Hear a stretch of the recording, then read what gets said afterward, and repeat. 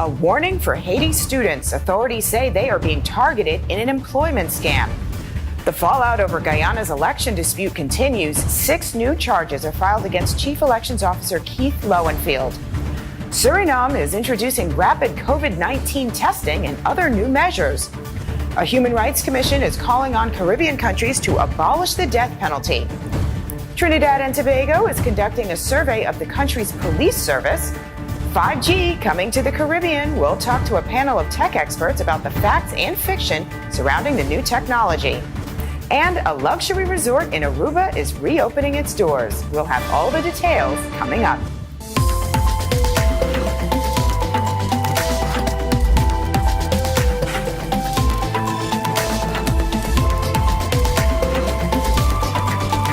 This is the Caribbean Times News with Alisha Davis. I'm Alisha Davis in New York. Thanks for being with us. And we begin with our headline story, a warning for Haiti's students. Education authorities say students are being targeted in an employment scam in which they're promised jobs in return for money. The authorities are saying that any job posting that requires money being transferred before arrangements are made is a scam, and that scammers have been targeting students from all across the country. The students are being asked to submit a CV after being provided with a fake job profile, and they're promised a salary along with other benefits. But when the CV is received, the scammers make appointments with the students and never show up for those appointments.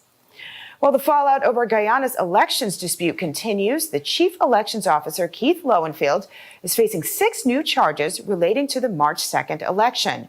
Mr. Lowenfield has been charged with 3 counts of misconduct in public office and 3 more charges in relation to forgery. His lawyer, Nigel Hughes, alleges the charges are being filed against the officer and his deputy as a way to have them removed from Guyana's Elections Commission. Meanwhile, an ad campaign from the Save Guyana group says that the chief elections officer and his deputy, along with others, are being targeted by the police as part of what they say is the government's political vendetta. Well, now to St. Lucia, where the Prime Minister says that the government is out of money and has exhausted all avenues aimed at providing assistance during the pandemic. Prime Minister Alan Chastanet told citizens that they should follow the various measures in place to slow the spread of the virus, but that the government has exhausted its efforts to provide financial assistance to citizens at this time. The Prime Minister said that it's now difficult to raise funds to finance a stabilization program for those who have lost their jobs. He added that the government hopes that the economy regains strength so that people can be employed again. Well, Suriname is introducing rapid COVID-19 testing next month. Suriname's president says that the country is seeing a downward trend in infections, and as a result, the country will shift to more relaxed measures, including the rapid tests. The goal, he says, is to strike a balance between protecting citizens' health and the socioeconomic state of the country. With the new measures, there's a 9 p.m. to 5 a.m. curfew, and gatherings are limited to no more than 10 people, with bars and nightclubs to remain closed. Now we're going to take a short break, but when we come back, the death penalty is under fire and Guyana's airports are back open for business. Stay with us. Since the coronavirus, global travel seems risky, but with Promo Caribbean, you don't have to worry. Our COVID-19 alerts feature, coupled with our comprehensive travel guide featuring over 20 countries, contains all you need to keep updated and safe during the pandemic. Whether it's Belize, Barbados, Haiti, or Guyana, our travel guide has all you need from safe places to eat, transport options, pharmacies, embassies, hotels, and Airbnbs. Not feeling well? You could take the COVID self-assessment test on our app. If you happen to be in the Caribbean or are looking to travel during these uncertain times, then Promo Caribbean is going to be your best friend. Today more than ever, you need to stay informed and stay safe. With Promo Caribbean, you don't have to worry. We've got you. Download the app from the App Store or Play Store now. For the latest in Caribbean culture, news, sports, and entertainment, tune in to CaribVision. We keep you up to date on developments in your region. CaribVision. We broadcast across the Caribbean, in the New York tri-state area, Canada, and Europe. CaribVision, the eyes and ears of the Caribbean.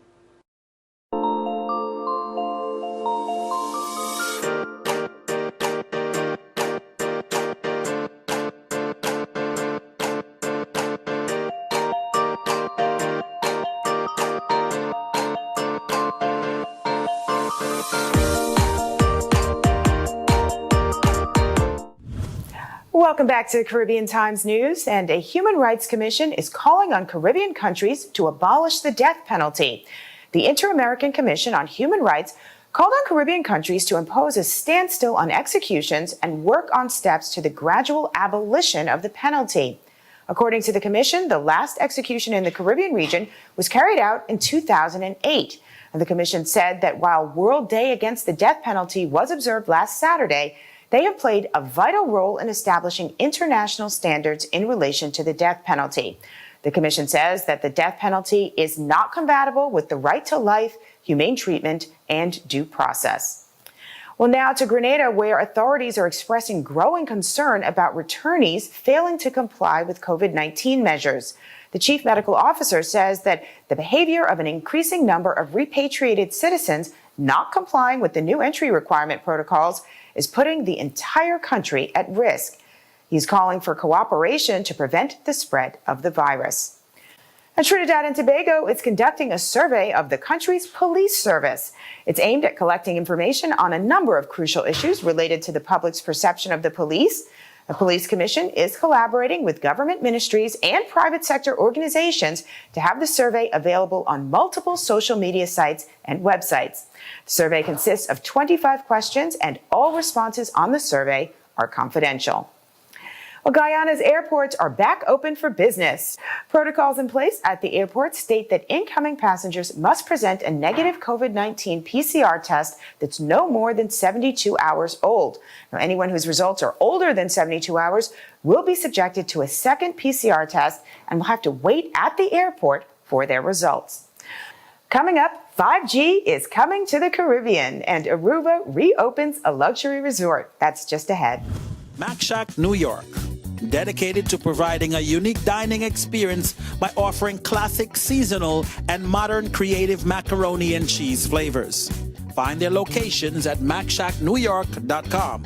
That's MACSHACKNY.com.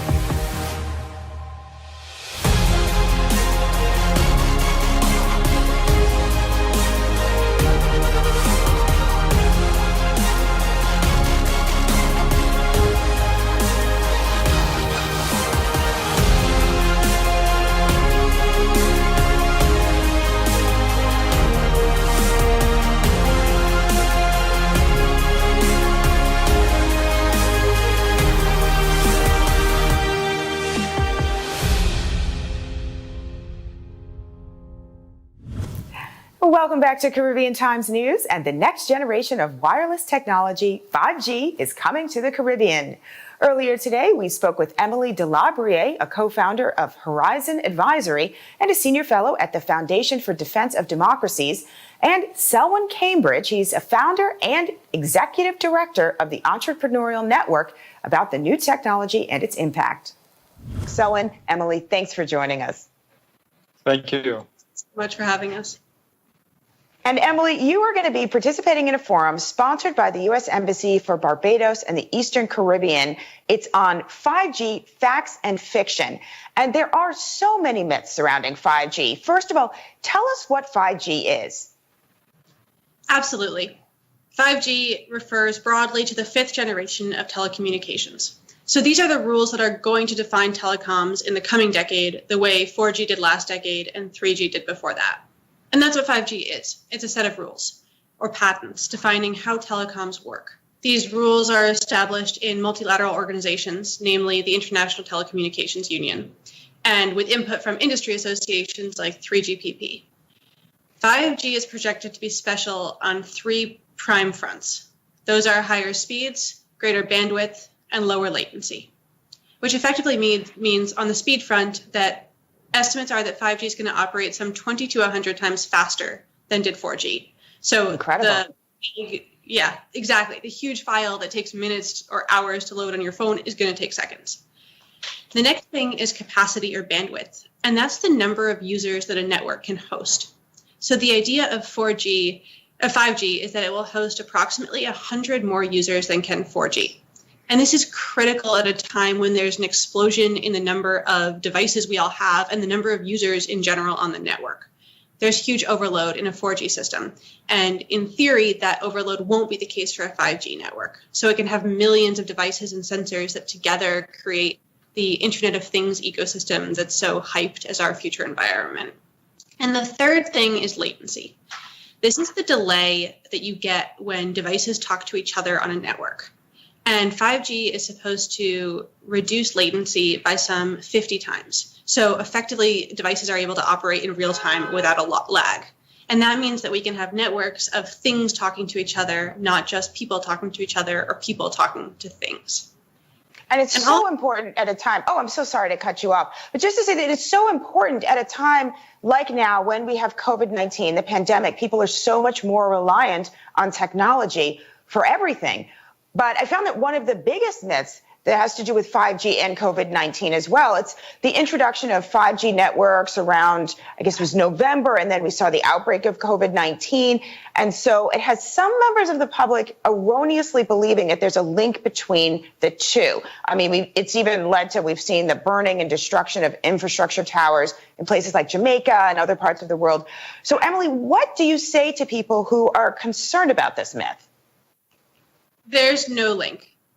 These are both major world-changing things that have emerged at similar times, but there's no connection. And the thing is, as you said, it's so dangerous because 5G is the kind of technology that can let us cope with what COVID is doing and work remotely and, be communicating and interacting in a world despite social distancing or lockdowns. And so if we fight against 5G, we risk fighting against our ability to respond to COVID. And now, Selwyn, we know that parts of the Caribbean are still on 2G or 3G. So in your estimate, how soon can residents in the Caribbean expect to have this 5G experience? I think that's really the million-dollar question, because one of the things about 5G is the cost of implementation. So 5G is extremely costly to implement. And when you've got Caribbean governments that are already struggling with a pandemic, you've got economies that are already contracting, and you've got the major telecommunication providers, Digicel and Flow, also going through some financial challenges. One tends to wonder how far off are we realistically from the actual implementation of 5G. Some measure of hope, however, is the fact that I think it was a year ago, I believe it was, that Flow tested the first pre-5G setup in Antigua, and the intention is to be able to use that as a precursor for rolling out full 5G. And Emily, you touched upon this, but I just want to underline some of the benefits that residences and businesses could see with 5G. Yes, absolutely. I mean, 5G could revolutionize the way we operate and the way we do business. And not necessarily in the way that you as a user on your phone are going to immediately recognize it. Like, you'll see that a video loads more quickly and has better quality, and maybe your battery life is greater. But the big difference is that this could be the backbone that's necessary to enable an Internet of Things type environment. to allow things to operate remotely and devices to be connected all along a network so that there isn't overload, and to let all of those and their sensors be working quickly together. And if we can do that, we can enter into a really entirely transformed industrial and commercial landscape, and one that's particularly beneficial for small and medium-sized enterprises that are flexible and agile and don't have the baggage of legacy technology, but also that's particularly beneficial for areas that can fill, and really like small and medium-sized enterprises, but in a more geographical or geopolitical framework, areas that can fill small niches in the market and just need to be integrated. Because the thing about 5G is it could really erase geographical boundaries or distinctions and let there be greater cooperation in the global system. Exactly. We're seeing that a little bit even with people going to the Caribbean now to work because we're living in a more connected world. Now, we're going to take a quick break, but when we come back, we're going to have more with our panel of 5G experts. So stay with us. We'll be right back. Since the coronavirus, global travel seems risky, but with Promo Caribbean, you don't have to worry. Our COVID-19 alerts feature, coupled with our comprehensive travel guide featuring over 20 countries, contains all you need to keep updated and safe during the pandemic. Whether it's Belize, Barbados, Haiti, or Guyana, our travel guide has all you need from safe places to eat, transport options, pharmacies, embassies, hotels, and Airbnbs. Not feeling well? You could take the COVID self-assessment test on our app. If you happen to be in the Caribbean or are looking to travel during these uncertain times, then Promo Caribbean is going to be your best friend. Today more than ever, you need to stay informed and stay safe. With Promo Caribbean, you don't have to worry. We've got you.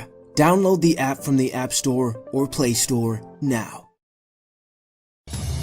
For the latest in Caribbean culture, news, sports, and entertainment, tune in to CaribVision. We keep you up to date on developments in your region. CaribVision. We broadcast across the Caribbean, in the New York tri-state area, Canada, and Europe. CaribVision, the eyes and ears of the Caribbean.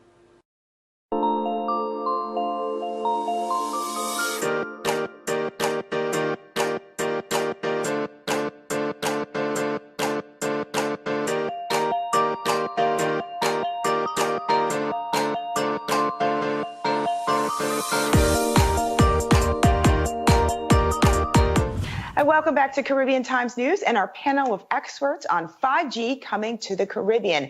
Now, Selvin, we've been talking about this. The deployment of 5G would require really a radical overhaul of the existing infrastructure and considerable sums of money for many countries. But of course, as a result of the pandemic, most Caribbean nations are cash strapped. So how do you see these infrastructure developments being funded? I think the single biggest word will be collaborations. I think there's going to have to be public-private sector collaboration to be able to facilitate it, because I don't anticipate that you have telecommunication providers who are already cash-strapped in the region looking to sink all of that upfront cost to be able to affect 5G. I think they'll be looking to Caribbean for some sort of facilitation. So looking at how we create public-private sector partnerships and special instruments to be able to not only facilitate the infrastructure, but also to spawn new investments into telecommunications in the region would be one of the ways I think would be a more realistic path. And Emily, cybersecurity is a major concern here in the U.S. How will Caribbean governments be taking this into consideration as they allow companies, say, from China and other places into the country to install 5G service? It's such a difficult balance. I mean, as was just laid out, there's massive commercial benefit from having 5G infrastructures, but if you go entirely in the direction of what makes sense economically, you risk bringing in security flaws or threats that in the long term hurt you economically. And China and the potential danger coming from that in terms of privacy is the obvious example of it. And that means that there has to be an actual from the bottom up consideration of what security threats there are and what privacy threats there are. And that's, again, where cooperation really comes in. because those are, you can't respond to those if you're not operating to scale and cooperatively. And it's really where the U.S. needs to take a global position of leadership, not just in saying do this or do that, but in helping to promote a positive alternative that's secure and that's affordable and that can be scaled internationally. All right. Well, it's exciting. It's very complex, but it is exciting. And Emily Selwyn, I want to thank you so much for joining us. Thank you so much for Thanks for having us. And again, if you want to learn more about 5G coming to the Caribbean, the U.S. Embassy for Barbados and the Eastern Caribbean is hosting that 5G virtual program, 5G Facts and Fiction. It's going to be on Facebook Live this Thursday, noon to 1 p.m. Eastern Time. And finally, in our Caribbean Moment by Caribbean Journal, the Tamarind Aruba All-Inclusive Resort is reopening its doors this fall after renovations.